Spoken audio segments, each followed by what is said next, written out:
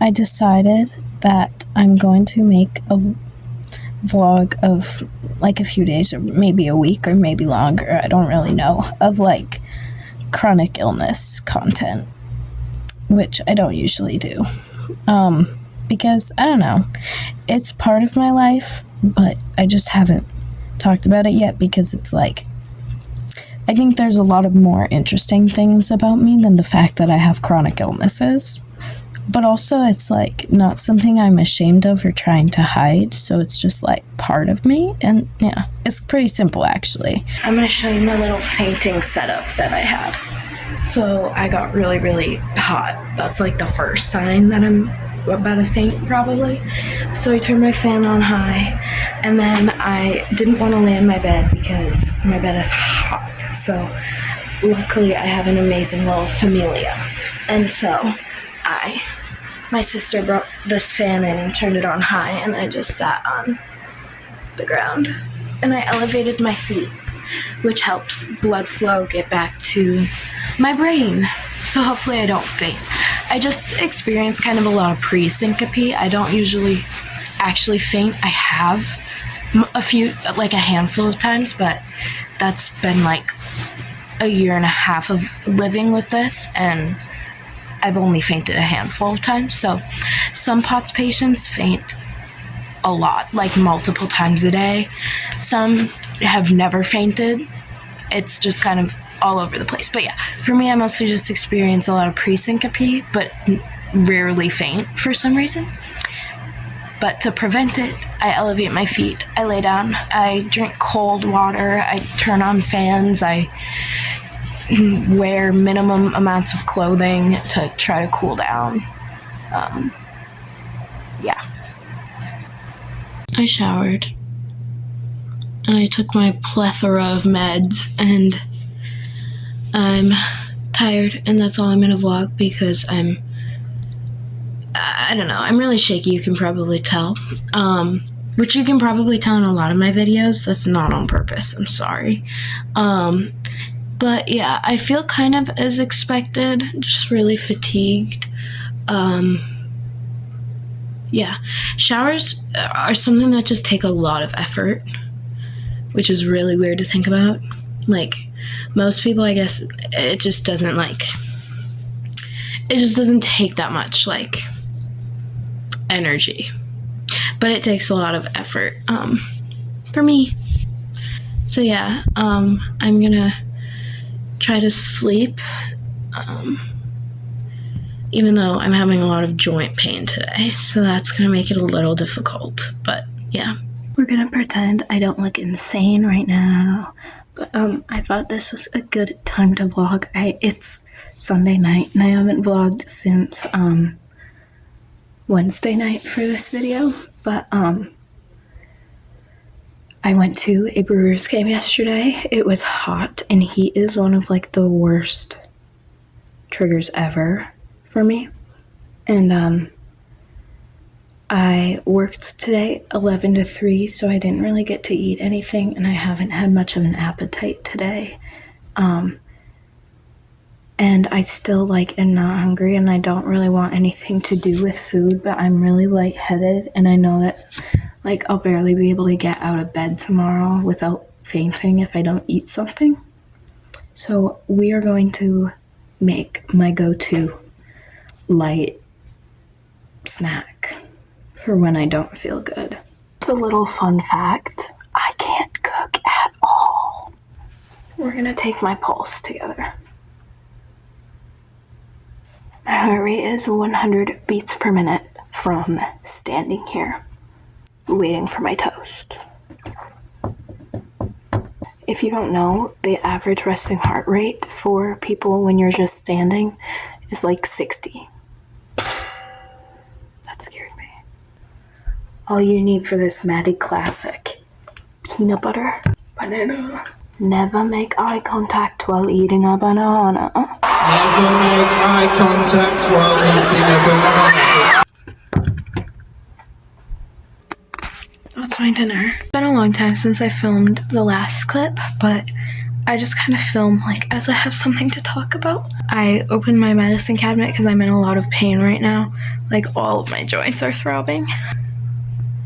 I opened the ibuprofen. There were 2 left, so I took the last 2. And when I opened it and saw that there were only 2 left, I audibly gasped. And I was like, oh no, because I need ibuprofen to live. Like chronic pain without ibuprofen is a nightmare. So I'm very glad I found another bottle. Ignore the horrible lighting, I know. It's just what we're dealing with at the moment. I had a ton of stomach problems. I've had stomach problems my entire life, which I think is due to EDS, and then POTS makes it hard to digest food at an efficient pace. So sometimes, like after eating food, it can sit in my stomach for hours longer than it's supposed to. And that obviously makes you really, really nauseous. And I'm about to go to bed, but I know I'm not going to be able to fall asleep nauseous, so I'm going to show you my little nausea routine. Of course, I cannot find the one thing that I really needed, but I just went and grabbed things. I'm not going to like show you my prescription or anything, but I have Zofran, I believe it's called, and it's this really cool kind of pill that I didn't know existed, and you just put it under your tongue and you let it sit. Because when you're nauseous, it's hard to swallow pills. It's just this tiny thing, you put it under your tongue. I hope I don't get demonetized. This is like, whatever. This is educational. And you let it sit there and dissolve into the, I think it like dissolves into the capillaries in your mouth, and it works faster that way. Sometimes if I'm too nauseous, the taste is just too much, so I choose to swallow it. I don't know if you're supposed to do that or if it works the same. I'm not a doctor. And then I have these ginger chews. Sorry. It's so hard to take pills when you're already nauseous. Moving on. Ginger chews are fine. I don't think I want one right now, but I'm going to leave them beside my bed in case. Don't make the mistake I made. When I first tried a ginger chew, like a year ago, I popped the whole thing in my mouth. Don't do that. Really gross. One thing I really wanted that I cannot find at this moment. Ooh, hang on, I have one more spot to check. No way I found them. I cannot believe that. I never have good luck finding things. So these are these little bracelets, and when I mean little, I mean little. Like they're tight. And they have this little like plastic thing that sticks out, and you have these acupressure points on your wrist that help with nausea. These are nice for if you're just nauseous and you want to wear them, and they're like kind of discreet, like you can, you know, whatever. They're great. I love them. They do get sore after a while, but I mean, I wouldn't recommend wearing them like all day, but it's up to you, I guess. Don't take anything from this video too seriously, because I'm not a doctor. But basically, I just put it on my wrist, and the acupressure point is 3 fingers down. I don't know if you can see that. And that is where you want to put the pokey thing. That's where you want to put it. And it just applies pressure, continuous pressure to that point. And if you don't have bracelets, which these are like $10 at like a Walgreens or a CVS, so they're really accessible, but if you don't have that, you can just massage that point. Just press on it and massage in circles, and it does the same thing. But it's just like, you know, if I'm laying in bed trying to sleep, I'm not going to do that.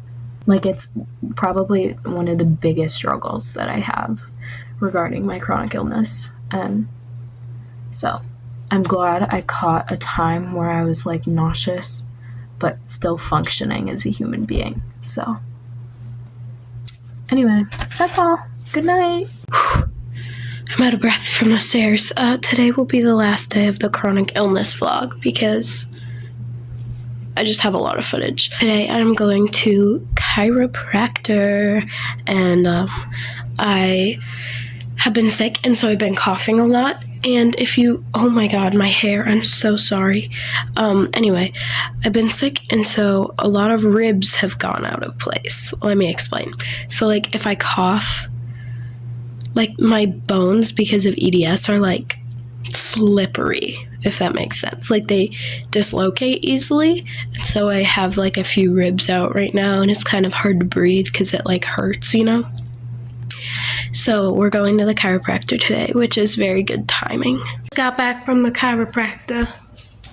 And that is all for the Chronically Ill vlog. I almost forgot. Content schedule is in the bio. I will see you on Thursday. Woo!